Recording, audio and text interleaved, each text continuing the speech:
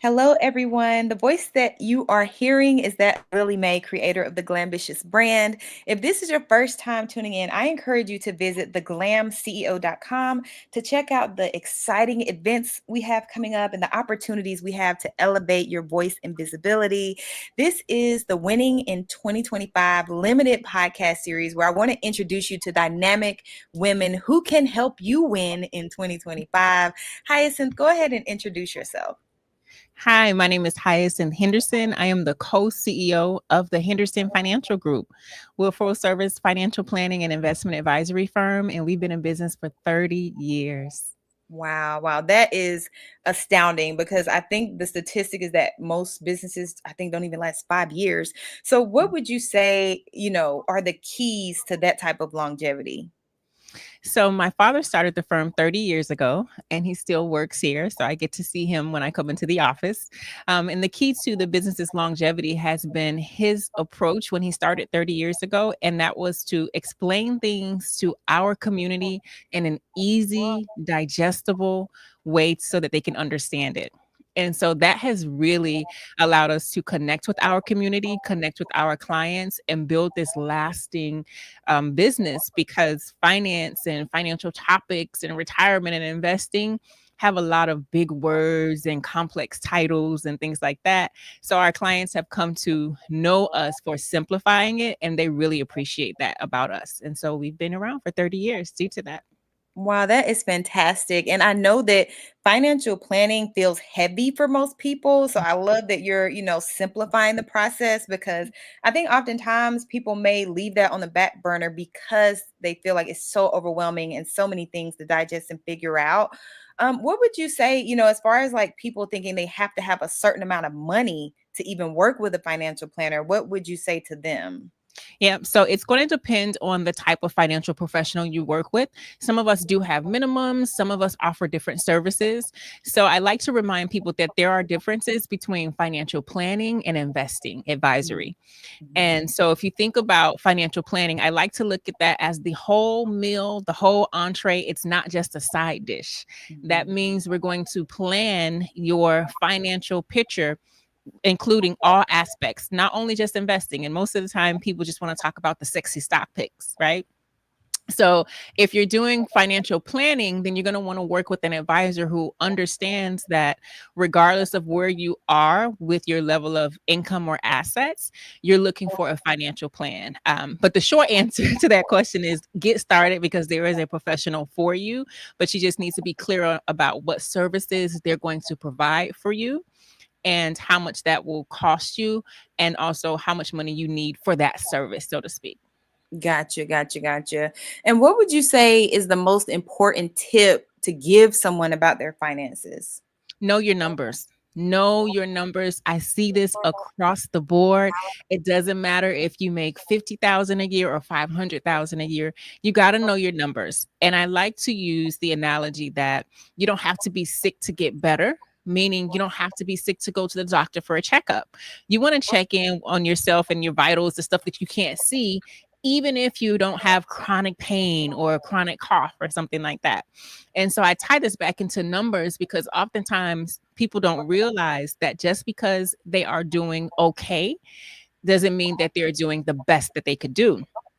And when you take the time to know your numbers, and that's a fancy way of saying, look at your bank statements, look at your credit card statements, actually print them out so that you can get in touch with how often you're swiping, how Mhm. often Amazon is coming to the house.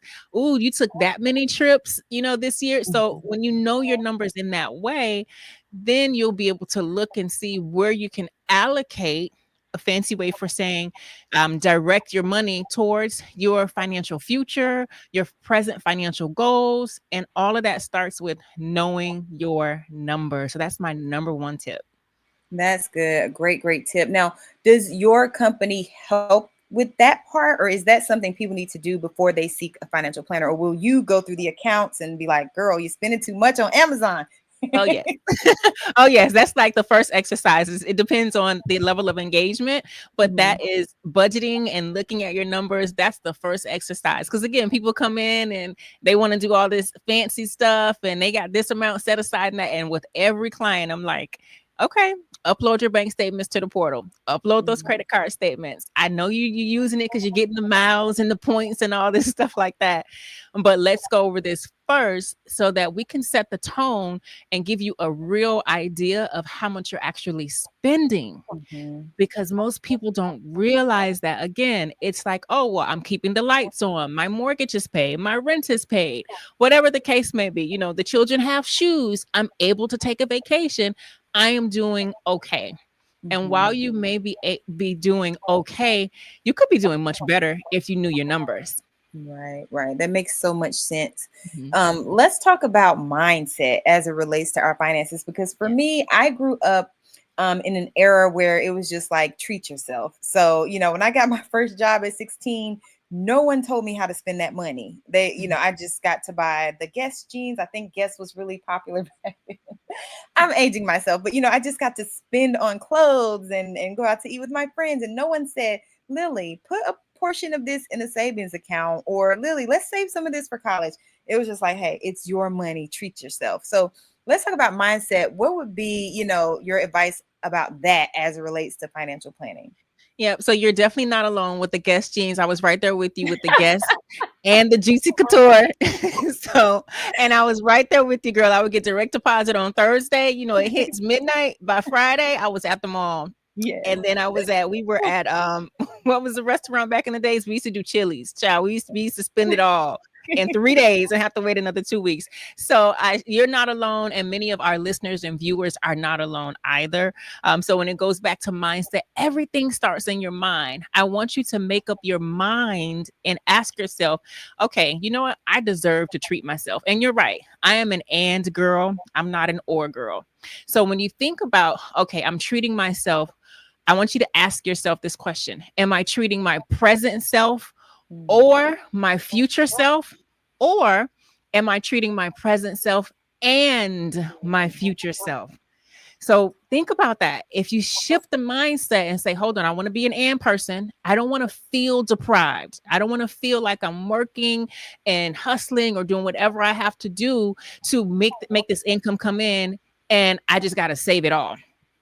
Put yourself in the mindset of ands. But here's the thing: that future self can be your future self in 5 years, 10 years, 15 years. What about your future self who's been saying you want to take this dream vacation and you haven't been able to take it? What about your future self who's been saying that you want to buy a house or you want to upgrade your house or remodel your kitchen?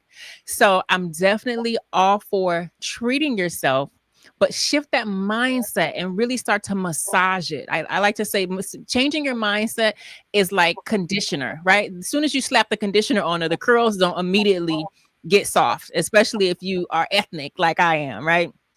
So I know that I have to put the conditioner on there. Sometimes I got to put a shower cap on there. Sometimes I got to get under the dryer with it. I got to massage it. Sometimes I got to leave it on for an hour, even though it says 20. Like I have to do all these different things depending on the state of my hair.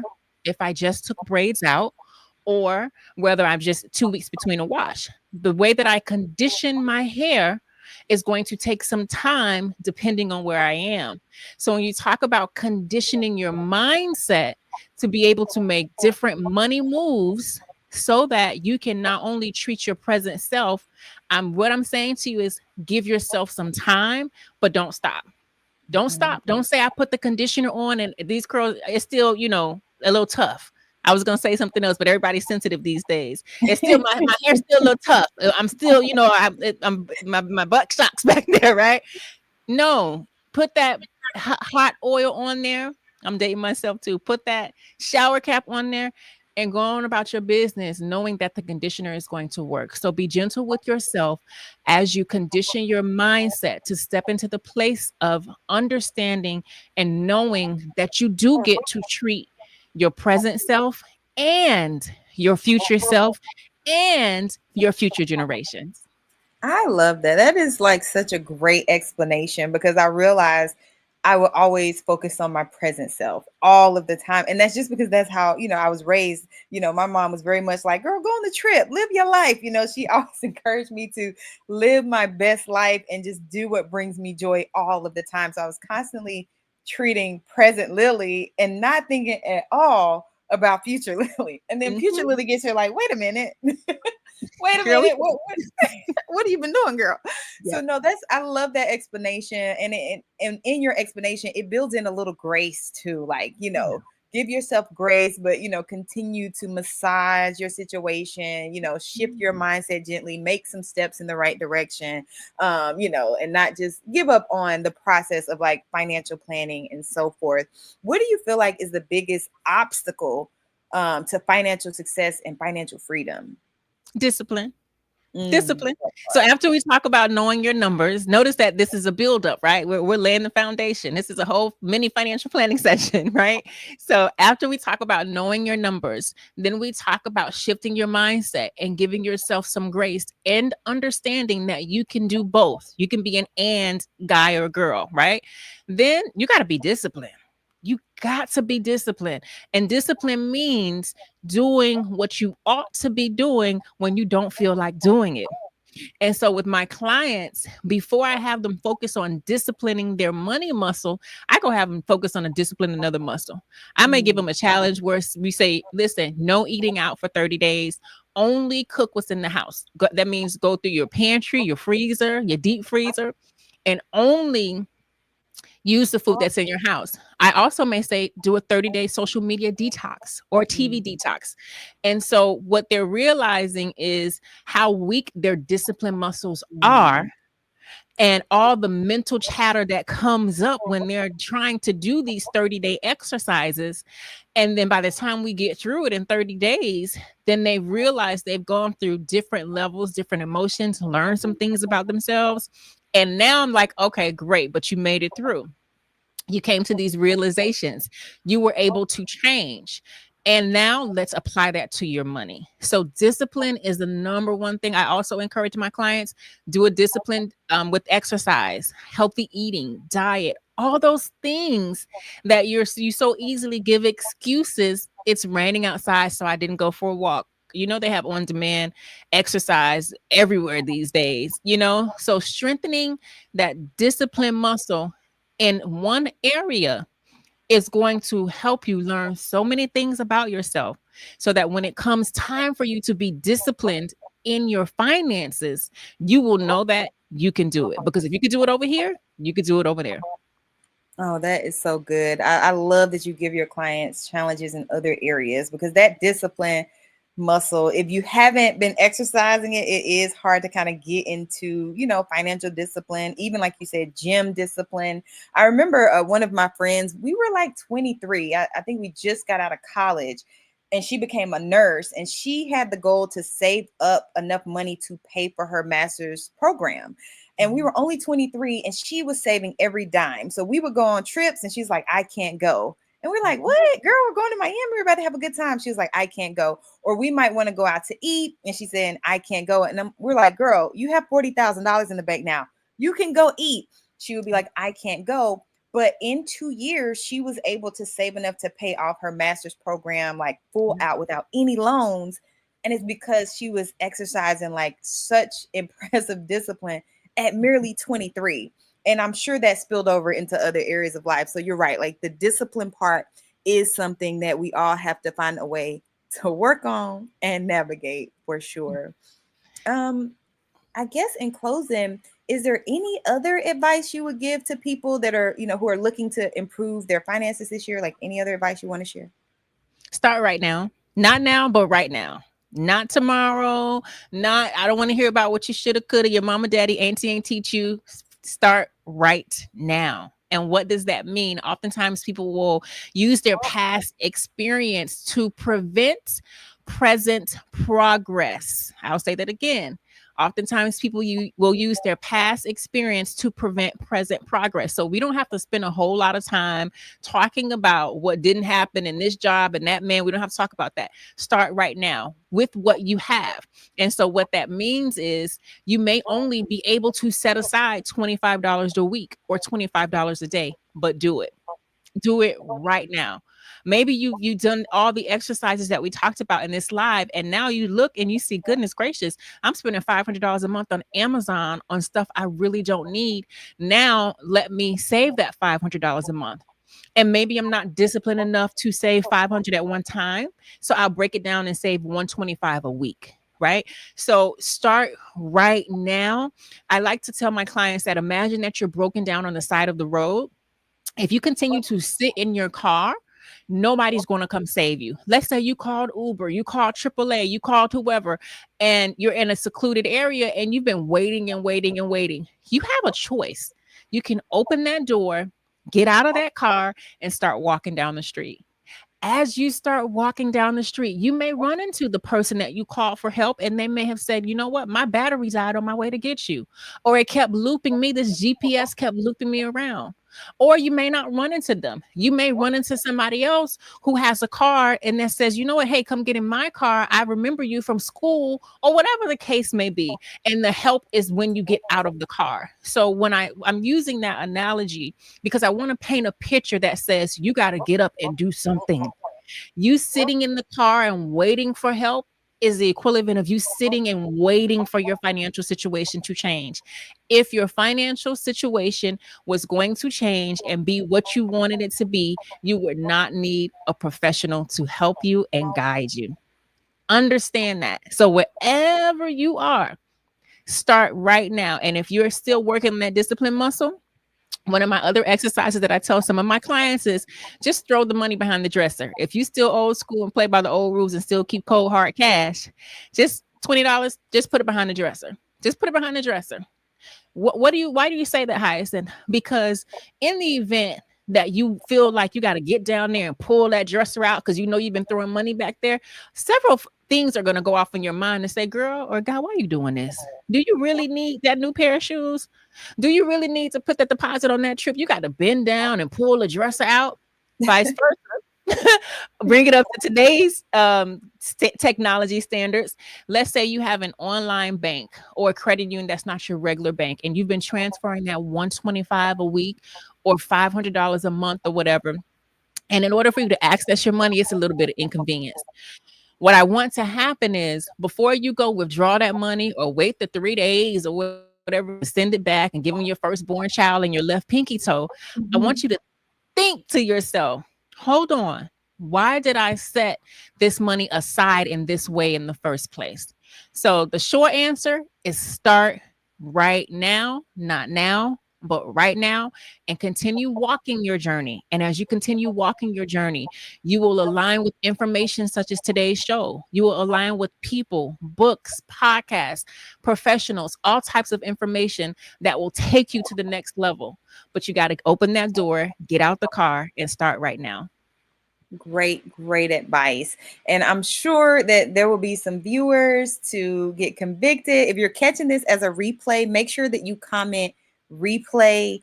If you felt convicted, like, oh gosh, I need to get it together, make sure you connect with Hyacinth. Share your contact information so that they can book a consultation call, follow you on social media, and really, get into your ecosystem.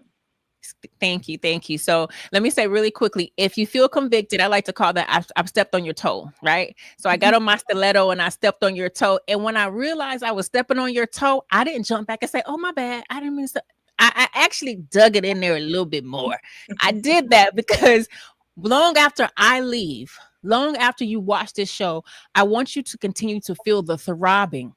And I want you to get into a space to where you say, this thing is throbbing. I got to take this shoe off. I got to see what's under here. How can I fix this? Do I need some professional medical attention? Do I need to sit down somewhere and soak it and elevate it? So when you feel convicted, and if it keeps resonating with you, then that's your cue to sit down and take action. So how can we stay in contact? So I have a YouTube channel. It is Hyacinth Henderson. You can search me up on YouTube.